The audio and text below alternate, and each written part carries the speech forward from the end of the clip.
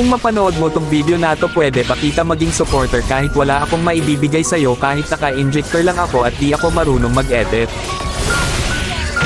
Gusto ko lang maranasan ang pakiramdam ng may humahanga sa bawat video na ina-upload. Sobrang saya kasi pag nakikita mo na may sumusuporta sa'yo kahit na simple lang mga ginagawa mo. Nakakasipag gumawa ng video at hindi nakakasawang mag-upload. Sa panahon kasi ngayon, pag wala kang maibibigay ay malabo kapansinin ng iba. Sa halip puro masasakit na salita pa ang mababasa mo, nakakalungkot man isipin, pero yon ang totoo. Hindi ko naman nilalahat pero karamihan ganon. Ang hirap kasi pag walang talent, pag di ka gwapo, maganda o sikat na kilalang tao. Ang hirap pag di ka mayaman.